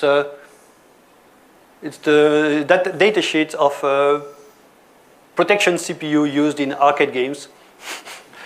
And there are some products that were removed, and there are some typos that are a bit annoying, but nothing really funny. I mean, yeah, nothing. Yeah, real examples of info leaks. So we mentioned this one already. It's left as an exercise to the audience to yeah, it's left as an exercise, but do your homework. I mean, it's just looking for regexp, and you disable instantly all the black squares. Or in POC GTFO, because of censorship, because of exporting of weapons, if, then the poem is disabled. And in the end, it's not so difficult. But here in this case, the problem was there are a lot of pages. There are a lot of objects in the file. So in this case, the QPDF mode is really useful because then you use this to extract, and you instantly look for page content of page 54 will be added as a command by QPDF, and you're instantly at the content of this page. One thing is that this was not a standard PDF, so you need first to restore it as a standard PDF so that PDF tools can, like QPDF, can handle it. Yes? Just a stupid question. Is it possible after you hide something to save it as JPEG in example, then everything should be really recreated and it will be really hidden? Oh, yes, I mean if you just yes. The most PDF reader can save as like Exchange viewer or whatever, they can save as a JPEG. Yes, or you can, I mean, what I do if you just want to make sure that nothing is there, yeah, you can save it as an image. I would use myself image magic because it's command line and you can say specifically one page and you can even automate the task. But yeah, if you want to make sure that you just extract, with image magic, you extract all the pages to PNG or to JPEG with the resolution that you want. Because once again, this is vectorial, so you can zoom well, and once it's image, it can be ugly. And then you're sure that if you just distribute this image, even if you put them in a new PDF, then there's no leak. It was just what was strictly visible. Okay. Unless someone backdoored your image magic to, but yeah. This is the next issue, maybe. Okay, so conclusion, I mean, unless you have more questions. So, as you highlighted, PDF file format is awkward and complex. I mean, just to do my basic modification, it's not that complex, but to reach the level of this guy, yeah, you need a life. And all those different logics of, you can see I imagine all the guy with the octal, and then the new guy with the decimal for the offset, and then say, hey, we can use hex, but yeah, it's conflictual. And the format is still evolving. I think, sadly. As someone pointed out, you cannot have you cannot have an animated image via just importing a GIF directly in a PDF. So a PDF doesn't support animated image, while U3D, it's used to, you can integrate 3D objects that you could view and rotate directly in Adobe Reader. So priorities. The animation can be done, but it's JavaScript. Yeah, it can be done. Yeah, it can be done, but GIF import impossible. U3D object already done, and this was exploited a few years ago. But it was not used a lot in the wild because the exploit for the U3D was required a lot of space, and that was not practical for attacks. I mean, most attacks, but yeah. So, yeah. And once again, perhaps more importantly, accidental leaks of information can be really easy, like crop box, the copy paste in macOS, importing a picture with the PDF LaTeX. This can happen. And then, if you want to play with your HR department or something, then remember that anything can be still modified without sometimes much trouble. And as long as the PDF is not signed, which, I mean, I didn't start looking at PDF signature yet. Just to show you this with the Mac, you can do rectangular selection. A lot of Mac users are very proud of that. And then they copy Command-C, and then they have the hello. Then they put this hello somewhere else. And then they only see the hello. Yeah. But the complete page content is still there. It's just cropped. But it's not really cropped. It's not cut off. It is.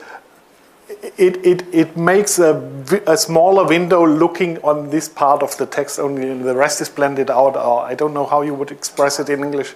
Masked.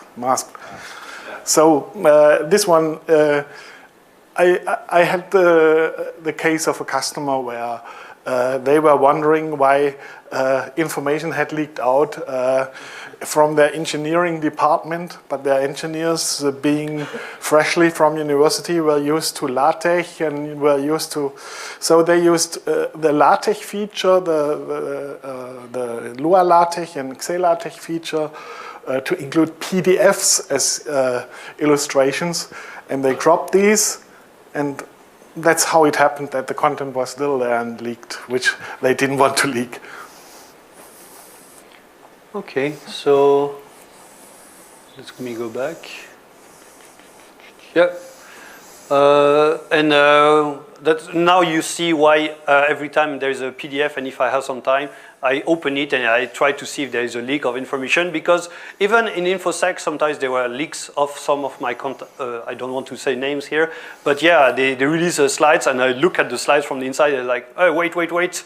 You released something that's not supposed to be here. I mean, just double checking. So it's actually whether to help your friend or to attack your enemy. Whenever there is a PDF, now I often look at them with the hex editor, because yeah, it can be a problem. Or the other way around, when there is yet another document that looks very nice, a cyber something, and has a big watermark.